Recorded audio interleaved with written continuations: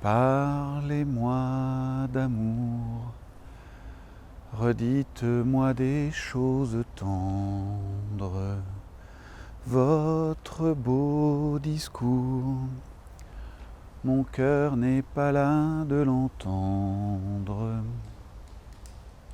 Ah bonjour, vous étiez déjà là, bienvenue. Je suis Philippe Garrick. Dans cette pastille intitulée Parlez-moi d'amour, j'ai envie de partager avec vous des illusions que nous pouvons avoir sur la relation amoureuse. Voilà, des illusions que j'ai pu avoir, peut-être que j'ai encore pour une partie.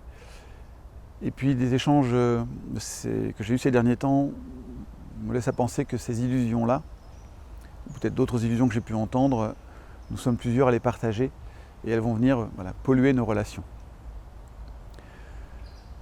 Puisque cette vidéo est sur le thème de l'amour, c'est l'occasion aussi pour moi d'adresser des remerciements concernant les vidéos que j'ai déjà pu poster. J'ai envie de remercier toutes les personnes qui m'ont poussé à les faire, les personnes qui continuent de m'encourager à les diffuser. J'ai aussi envie de remercier toutes les personnes qui laissent des commentaires sur Facebook ou sur YouTube ou sur d'autres réseaux sociaux en dessous des vidéos, ou ceux qui me les adressent par messagerie perso. Voilà, je vous remercie beaucoup, ça m'encourage, ça donne du sens au temps que je passe à les préparer, à les tourner et à les produire. Parfois nous considérons que la relation amoureuse est quelque chose d'évidente, que ça devrait couler de source, et peut-être que faire une vidéo sur ce thème-là, pour vous, c'est peut-être défoncer une porte ouverte. Alors en ce qui me concerne, cette porte-là, ça devait être une porte battante parce que à plusieurs reprises, elle m'est revenue dans le visage pour me montrer à quel point je m'illusionnais sur la relation amoureuse. Une des illusions que j'ai pu repérer, c'est aimer, c'est suffisant pour réussir une relation. Régulièrement, je croise des personnes qui, comme moi, j'ai pu l'être à un certain moment de ma vie, imaginent que si j'aime beaucoup quelqu'un, cet amour-là va tout résoudre, tout aplanir, tout va couler de source. Et malheureusement, de relation en relation, d'illusion en désillusion, nous pouvons nous rendre compte que ce n'est pas le cas. Voilà. Je vois un peu de vent autour de moi, j'espère que ça ne vous gêne pas trop pour m'entendre. Au besoin, je la referai. Une autre illusion, c'est si c'est la bonne personne, ça ne doit pas me demander d'effort. C'est une variante de la première, et je crois au contraire qu'une relation amoureuse va nous demander des efforts. Mais pas les efforts du stakhanoviste, c'est pas se faire mal pour se faire mal, c'est des efforts parce que j'ai envie de manifester à l'autre l'amour que je lui porte, et du coup je vais le faire dans un langage qui lui parle. Il est là l'effort. Il est que la manière dont je vais lui manifester n'est peut-être pas ma propre manière de l'exprimer. Une autre illusion que j'ai pu avoir, c'est sous la forme d'une question qu'une personne m'a posée un jour. Elle me dit « Mais pourquoi mon conjoint ne sait pas me dire « je t'aime » ?» Et je lui ai répondu que si, il sait.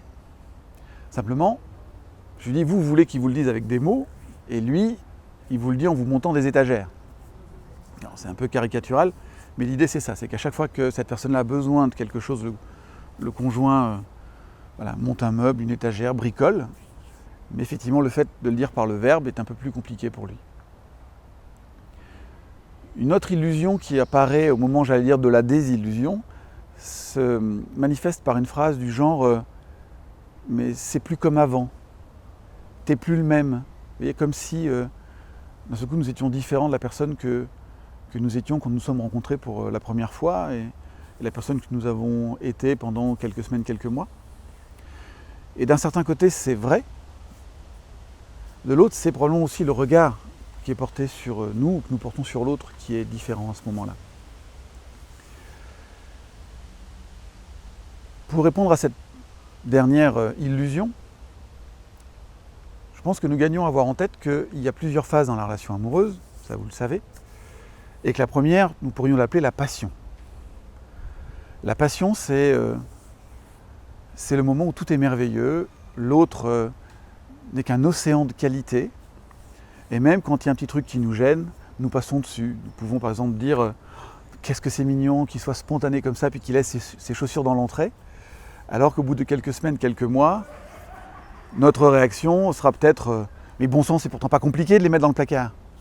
C'est les mêmes chaussures, c'est la même personne, mais visiblement quelque chose a changé. Une des choses qui a changé, c'est notre regard. Et notre regard a changé parce que au niveau interne, au niveau hormonal, il y a un certain nombre de choses qui se passent et qui se transforment. Quand nous tombons amoureux, quand nous sommes dans la passion des premiers jours, des premières semaines ou des premiers mois, nous sommes shootés par un cocktail d'hormones. Nous sommes comme un drogué sous l'effet de sa drogue. Le cocktail d'hormones, c'est par exemple l'endorphine et la sérotonine, qui sont des hormones qui vont nous rendre euphoriques. L'endorphine pouvant même contribuer à nous endormir un peu. Certains hommes connaissent cette hormone-là parce que c'est cette hormone qui, après l'acte sexuel, va faire que l'homme peut s'endormir. En plus de l'endorphine et de la sérotonine, il y a la cortisol. La cortisol, c'est un anesthésiant. Donc, nous ne ressentons plus les désagréments comme nous le ferions habituellement. En plus de ces trois hormones, il y en a encore deux autres qui sont l'adrénaline et la dopamine, qui sont les hormones du stress. Et la fonction du stress, comme vous l'avez peut-être vu dans la vidéo sur le cerveau, a pour objectif de nous mettre en mode survie, donc de focaliser nos sens sur une partie très faible des informations que nous pouvons capter. Donc nous ne voyons qu'une partie de l'autre, nous n'entendons qu'une partie de ce qu'il dit. Et évidemment, nous entendons la partie qui nous arrange et nous voyons la partie qui nous arrange. Ce qui veut dire aussi que dans la passion, nous ne voyons pas l'autre pour ce qu'il est, mais nous le voyons pour comment nous voulons le voir. C'est ce qui fait dire que la relation d'amour commence vraiment quand la relation amoureuse s'arrête. En gros, nous commençons à pouvoir aimer vraiment la personne pour ce qu'elle est quand nous arrêtons d'être sous l'effet de ces différentes hormones qui transforment l'image que nous avons de la personne qui est en face de nous. Et puis dans la période de la passion amoureuse, il y a aussi une hormone présente chez l'homme et chez la femme qui vont influer, c'est la testostérone. C'est-à-dire que chez l'homme, elle va être un taux plus faible que d'habitude, ce qui va permettre qu'il soit peut-être plus à l'écoute, plus centré sur le lien et peut-être un peu moins sur ses désirs. Et chez la femme, il va être plus élevé que d'habitude, ce qui peut augmenter son envie.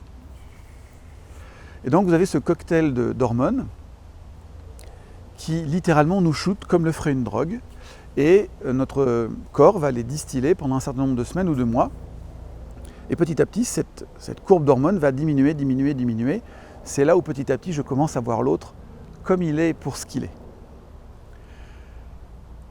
C'est le moment où soit la relation va s'arrêter, ou commencer à être, en tout cas en tension, en difficulté, parce qu'en fait, d'un seul coup, ce que je vois, ça me va plus, ça me plaît plus, ça ne ressemble pas à ce que j'imaginais, à ce que je voulais.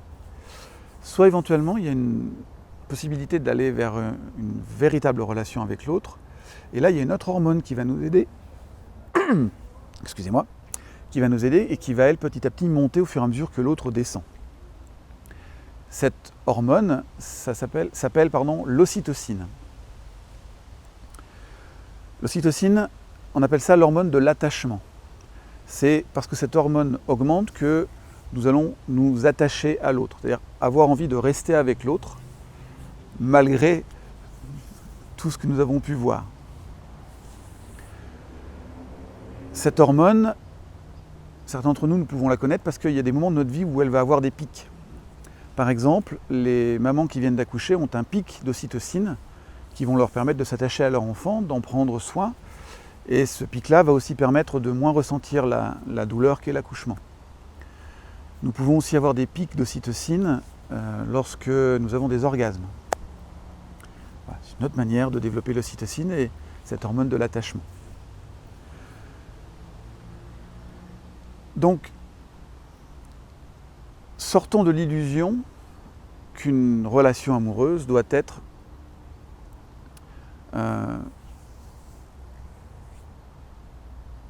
tout le temps comme les premières semaines, les premiers mois, ça n'est pas possible. Il n'y a aucune relation qui peut vivre ça. En tout cas, je n'en connais pas. Ça voudrait dire que notre corps serait en train de produire constamment l'endorphine, la dopamine, la testostérone, le cortisol, l'adrénaline, en quantité, et notre corps ne pourrait pas le supporter.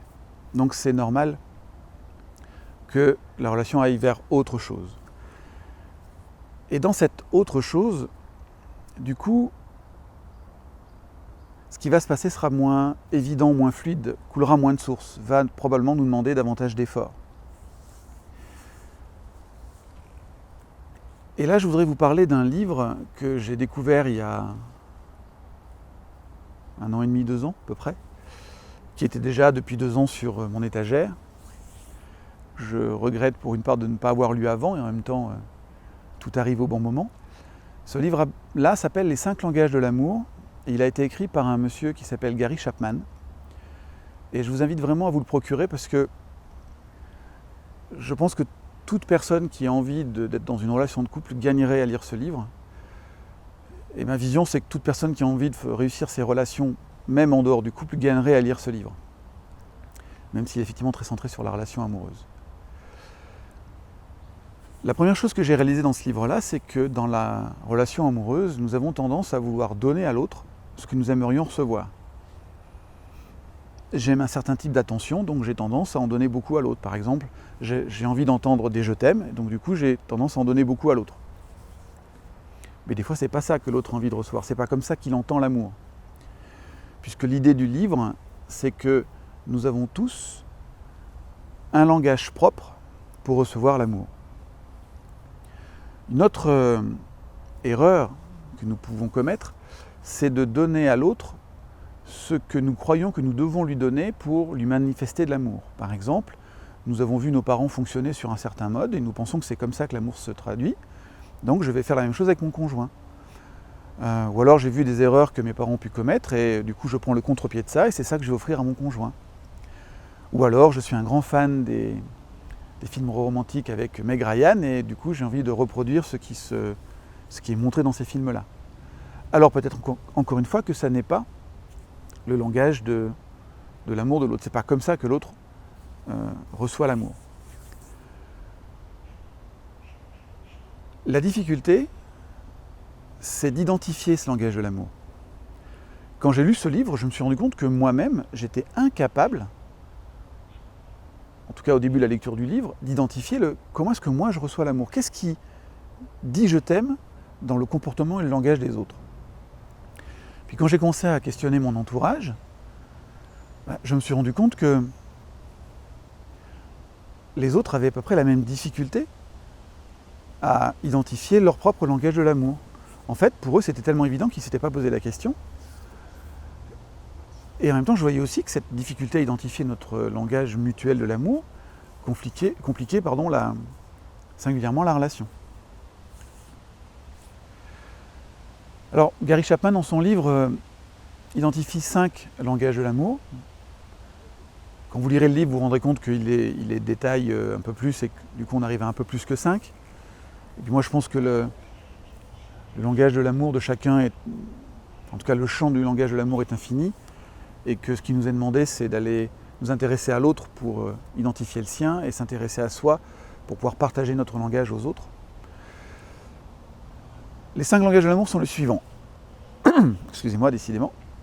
Le premier, ce sont les paroles valorisantes. Par exemple, je t'aime, c'est une parole valorisante. Tu es beau, tu es belle, j'aime bien comment tu es habillé, je te remercie de ce que tu as fait. Ce sont des propos valorisants. C'est tout ce que nous allons dire et qui reconnaît la beauté et le merveilleux de l'autre. Un autre langage de l'amour, ce sont les moments de qualité.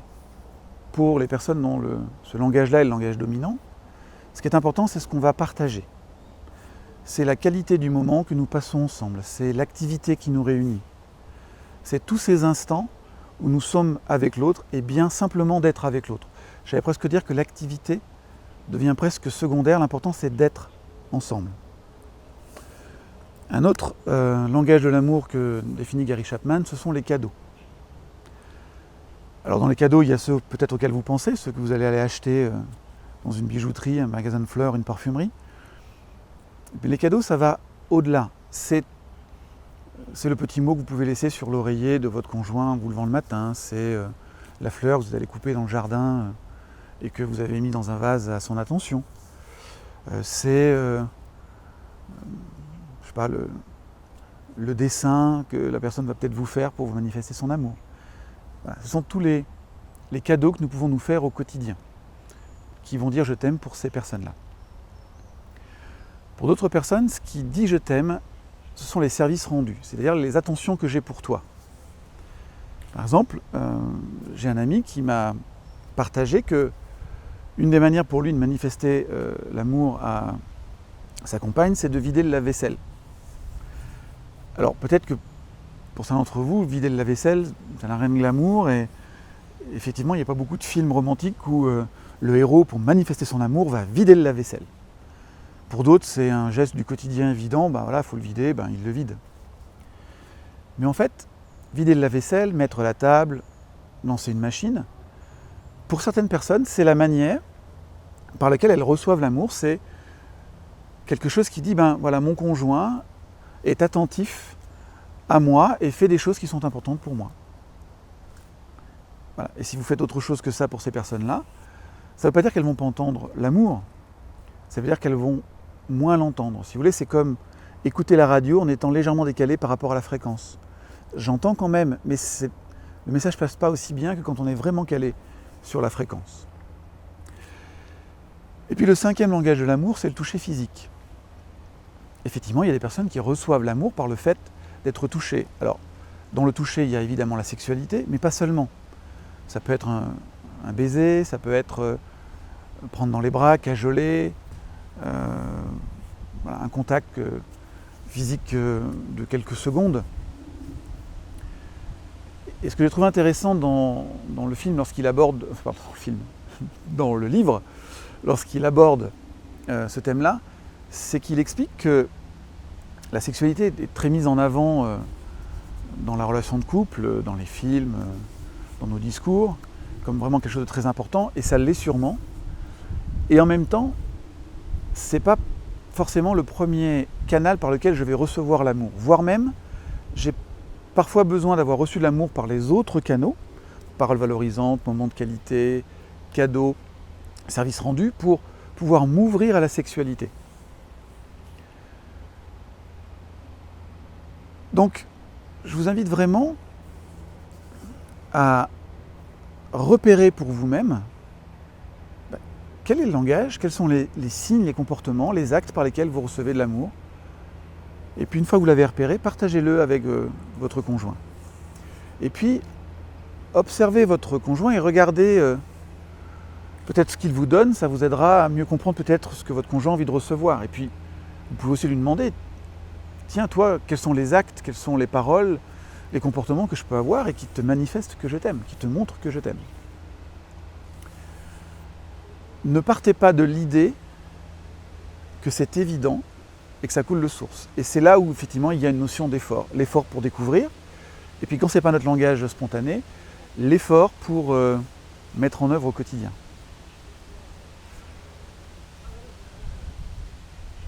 Je voudrais vous partager une histoire qui m'est arrivée dans une relation amoureuse que j'ai eue il y a une paire d'années maintenant. Un jour, ma compagne me partage qu'elle ne se sent pas suffisamment aimée. Elle me dit, voilà, moi je voudrais que tu m'aimes davantage. Alors je suis un petit peu dérouté parce que depuis qu'on était ensemble, c'est ce que je pensais faire, hein, manifester mon amour. Donc visiblement, c'est que la manière dont je faisais ne convenait pas. Et du coup, je lui ai demandé, très naïvement, je lui ai dit, mais qu'est-ce que je pourrais dire ou faire qui te manifesterait à quel point je t'aime, à quel point tu es importante pour moi. Et là, elle m'a fait une réponse qui rejoint des réponses que j'entends très souvent dans ce domaine-là. Elle me dit, mais si je te le dis, ça n'aura pas de valeur. Sous-entendu, il faut que tu cherches et que tu trouves pour que ça ait de la valeur. Alors j'ai cherché pendant un certain temps et je n'ai pas trouvé. Et du coup, la relation s'est arrêtée. Je vous dis ça, pourquoi ? Parce que Aux personnes qui disent que la relation amoureuse devrait couler de source, je réponds souvent que si elle coule de source, tant mieux, profitez-en, c'est génial.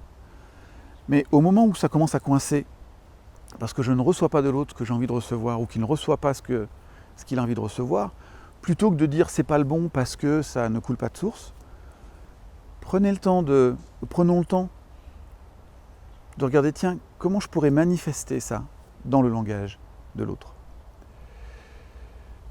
Et puis, en lisant ce livre, je me suis rendu compte que ce qui était développé au fur et à mesure des pages ne s'appliquait pas qu'à la relation amoureuse.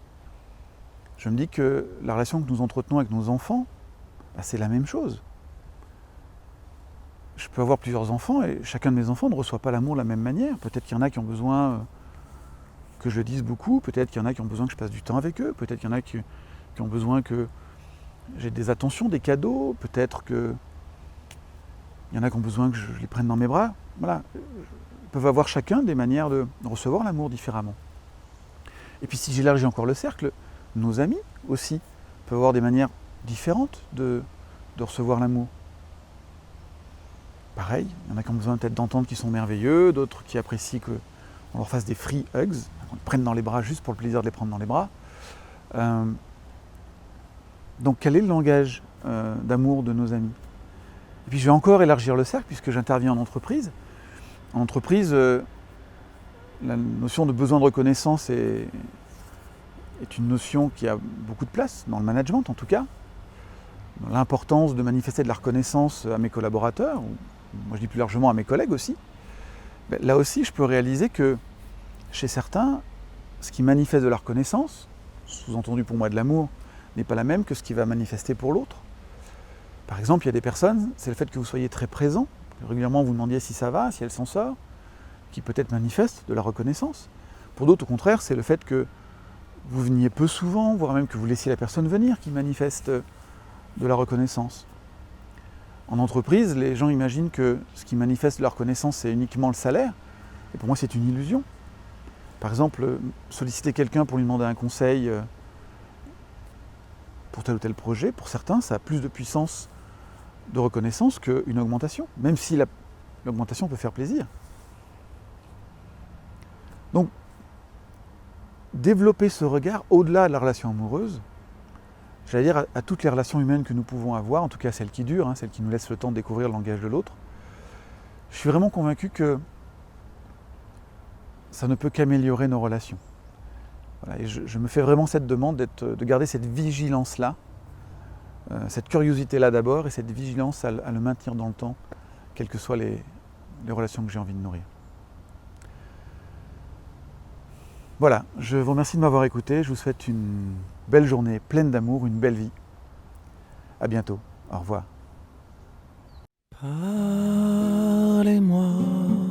d'amour, redites-moi des choses tendres. Votre beau discours, mon cœur n'est pas là de l'entendre.